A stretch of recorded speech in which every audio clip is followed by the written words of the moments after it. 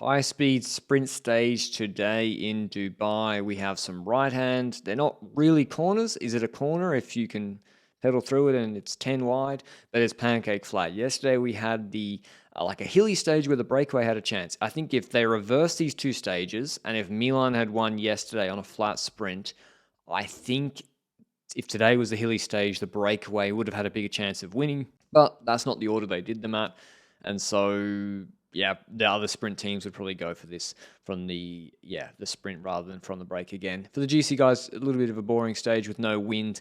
Milan, he looks like he's a prize fighter getting prepared for a boxing match. Here's what his competitors had to say. Yeah, my my tactics is always the same. Take the wheel of Milan and try to pass him in the last 100 meter. But I have a really strong team, so we have also another tactic in our heads, So we can do something different. We will see what happened during the race and also during the last 20 final K because probably there is a lot of wind.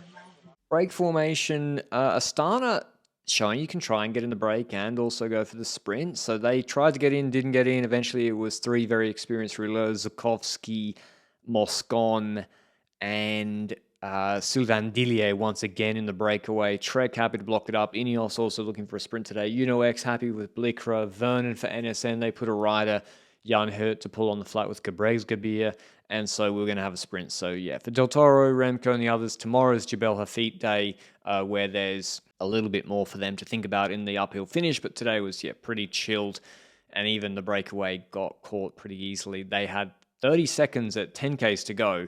Because they were in sight, the peloton took their foot off the gas. The breakaway actually gained time from 10 to 6Ks, and then eventually, Jayco and NSN actually started chasing with a bit more fervor in the breakaway. Zukovsky attacked, Dillier was cooked, and they got reeled in pretty comfortably with about 3.3Ks to go. So not like yesterday where the break really, really could have won.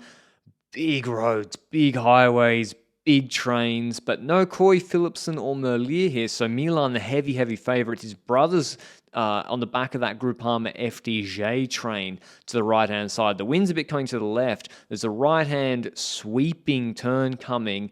Milan is boxed, or he's in a good position here, actually. Astana got a good bubble going with Saritza, Gonov, Malucelli. And then the Hares and Alpecin for Herb and Tyson, they wash over Groupama.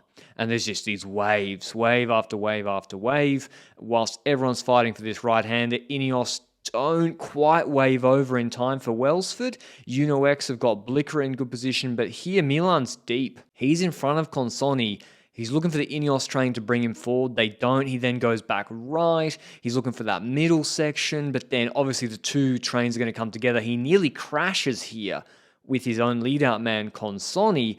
Not a good position with 1,200 meters to go for Milan. Astana, they take the outside faster line, so they have to maybe brake less of a sharp corner. And Gonov takes a lot of speed through that right-hander. We have another right-hander coming up with under a K to go. And you see the guys who fought to be right in front, they stop too much, taking a lot of energy to get there. And so you can shoot from the back.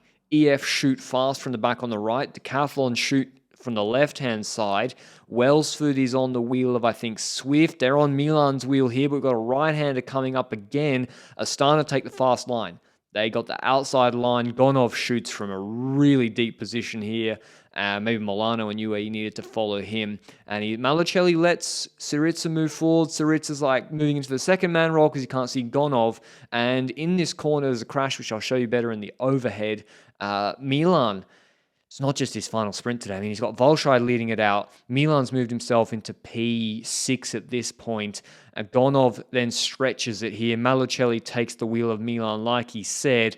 And Wells is being brought up on the left, but a bit too deep because Gonov and Saritza are sending it. Mikkel's on the wheel of Saritza, but he gets washed over. Vernon launches just before Milan. Milan finds enough space to the barrier. Malucelli on his wheel. Blicker trying to come up the inside, but not quick enough. And Milan, this is most impressive win so far this season because he moved himself up in the last 2Ks. Look at this overhead, this right-hander. Gonov takes a good line right on the left-hand side. Milan is on the wheel of Vernon, but he's got no one to help lead him out, but he's already put himself there, which is pretty handy. And then here, I think his brother, I don't know if he pedal strikes or if his tyre just explodes. That checks Welsford. because he crashed as well, so just had to come off the pedals for an extra half a second, and that cost him the wheel of his lead-out man who has to wait for him.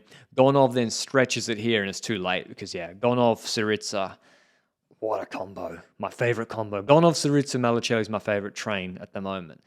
Because they do get some Ws. Malicelli beat Milan in Alula. They stretch it here. Milan is... the impressive thing about him here is, well, he was touching his cleats, which, yeah, you shouldn't do, but it's a psychological thing I see sprinters do a lot. He feels pressure from the right coming and the left. He sees he's about to get maybe boxed, about to get swamped.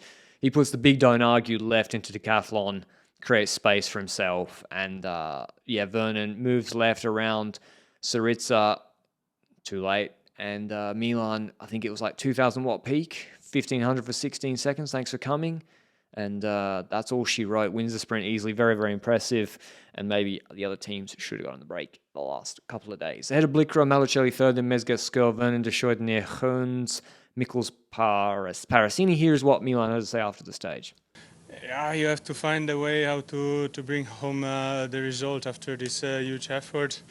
I cannot just sit there and watch the other sprints, you know.